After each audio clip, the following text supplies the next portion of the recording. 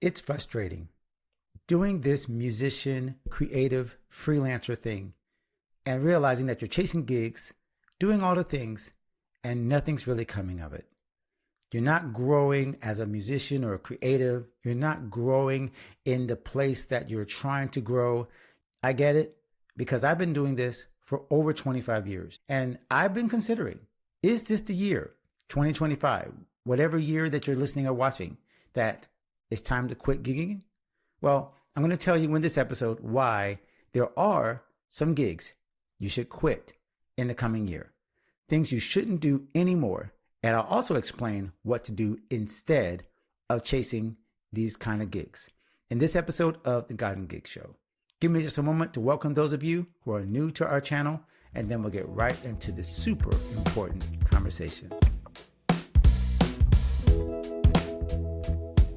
Hello, my name is Alan C. Paul. I am the host and founder of God and Gigs, and you are here listening, watching because you are a creative who wants to thrive from the inside out by being able to solve your temporary creative problems with timeless spiritual principles. And one of those problems, as we all know, is figuring out what gigs should we actually be doing.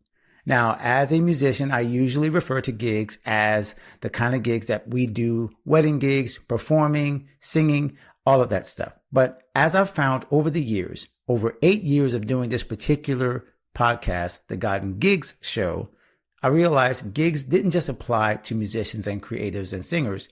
It applied to all kinds of freelance jobs. As a matter of fact, as I start this, I'm already really affirming anyone who's in a freelance position.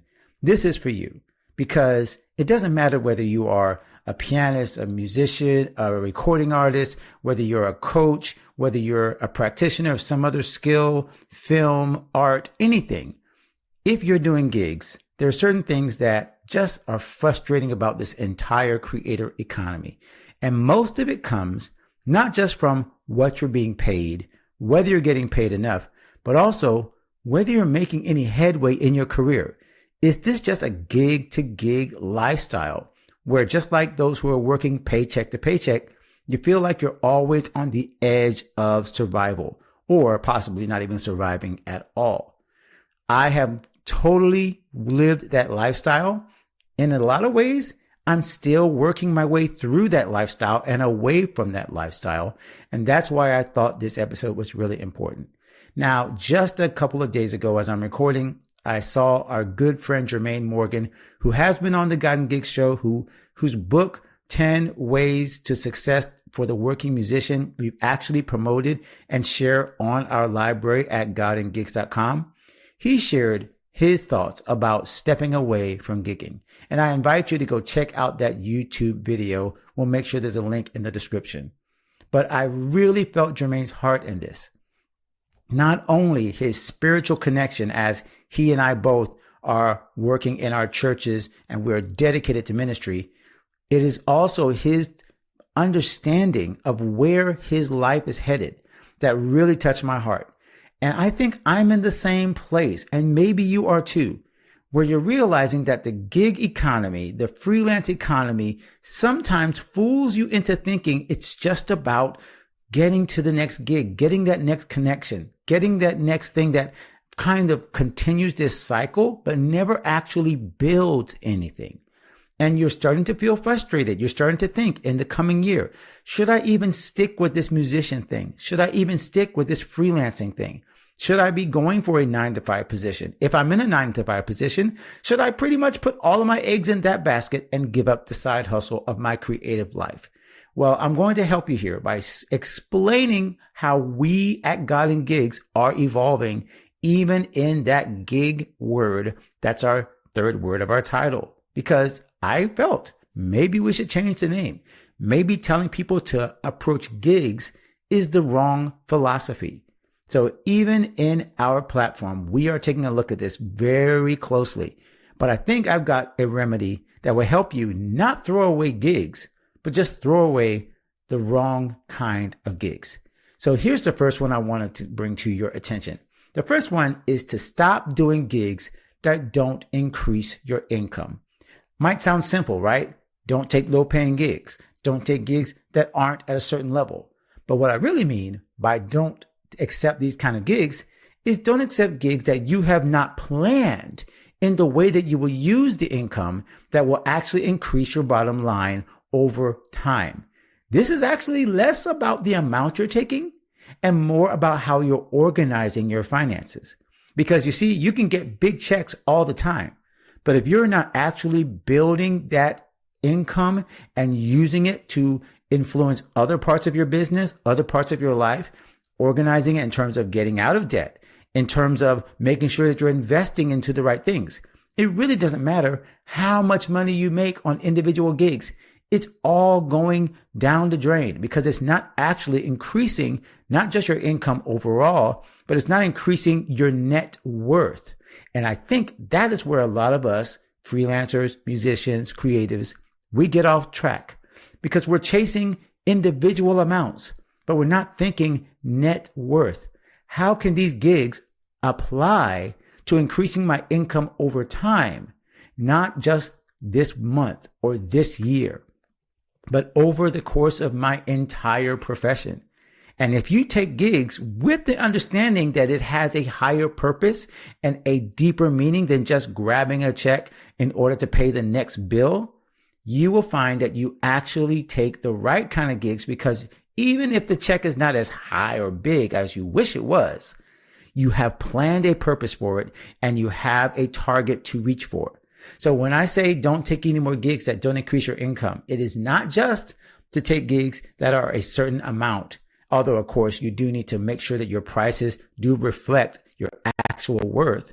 You also need to realize that no matter what the check is, if you're not taking that portion to profit, to taxes, as we talk about in our other video with Profit First, which I also highly recommend you check out. That episode is right back in the description. Go check it out. But if you're not doing this, your gig life is really just a spinning wheel that you're never going to get out of, and you're going to end up frustrated and probably giving up. Not just the gigs, but you're going to give up the creative dream that God has for you. And that is not negotiable if you really believe God has called you to this particular career. The second thing I want to make sure that you give up in the coming year, give up gigs that don't increase your influence. Now, this is, again, so important because each time that you step out, either on a stage or into a relationship or into a project, this gig should be something that you have a mindset of increasing your influence. This includes your authority. This includes your portfolio. This includes the networking that you're doing with the people that you are connecting with and serving and working for. If the gig does not actually help you to build these networks, to build your influence in your area, you're just throwing away the time, and it is not actually helping you to stay and to build a career that will last. I have found this true in so many ways in my music career.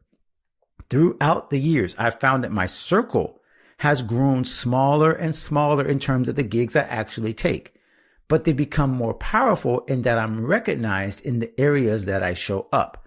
So instead of chasing every single performance, I started focusing for an entire year. I gave up a very, very lucrative wedding kind of top 40 situation and started focusing really only on solo piano. Now, did that affect my bottom line? Absolutely. But it also gave people the perception and the understanding that my brand is all about a certain kind of music and piano performance that focuses more on what I do versus on some type of performance situation. That doesn't mean I never take a top 40 gig anymore, but it means it's no longer something that I need to wield any influence in. What I need influence in is helping people to see that this kind of music that I create is the kind that I would like to sell, that I would like to create, and that obviously eventually commands a higher price point. And it gives me command over my career. So I'm not giving up gigs. I'm just giving up the gigs that don't increase my influence. And now the third thing I want to make sure that you understand is that you don't want to do any more gigs in the coming year that don't increase your impact. Here's the thing about impact. These are the gigs and the performances and the projects that increase your skill, Your impact really is based on how much the people who hire you really want exactly what you do. Because you have developed this skill, because you are the only creative, the only musician, the only freelancer that shows up with that kind of skill, your impact is felt when you are hired, when you are brought onto the project, and your impact is felt when you are not on the project, which I might say is the greatest selling point you will ever have as a creative, as a creator. When people realize you're not in the list, not on the project, and they say things like, oh, I wish we could have hired. Oh, I wish we could have your name. You realize that your impact is now palpable. It is now a asset for you to be connected with certain things. And so what you want to do in the coming year is only take the gigs that either force you to level up your impact or provide that kind of proof that you are the kind of person that should be on these kind of projects and hired for these kind of jobs. Now, this does mean sometimes you do need to take gigs that kind of push you a little bit and force you to do things that you don't want to do.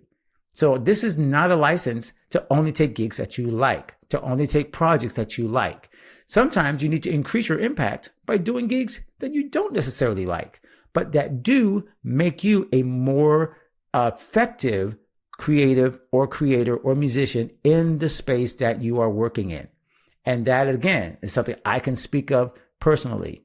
I didn't want to play a lot of blues gigs, but when I was coming out of jazz and coming out of gospel, I needed to learn the blues. And now I know I have an impact in a certain area where people don't really do what I do in that genre. But when I show up, it matters. The same thing can be said about podcasting now. The same thing can be said about my coaching. It took a lot of reps to get the impact that I have. And that's why I know I can show up with confidence, because when I show up, there will be a different kind of flow than it will be with other freelancers or creatives in that space. Those are the kind of gigs that you want to keep taking, but avoid the ones that don't have anything to do with the impact that you can have later on in your career. So as you can kind of see, this episode was a little bit of a reshifting, a new perspective. It wasn't for you to quit gigging entirely. Even if you are refocusing your attentions, this does not mean that you will never be a creative again. It never means that you shouldn't take a siesta, a hiatus, a sabbatical, maybe from the kind of gigs that you've been taking. And that's really the point. Don't just take gigs to take gigs anymore in the coming year.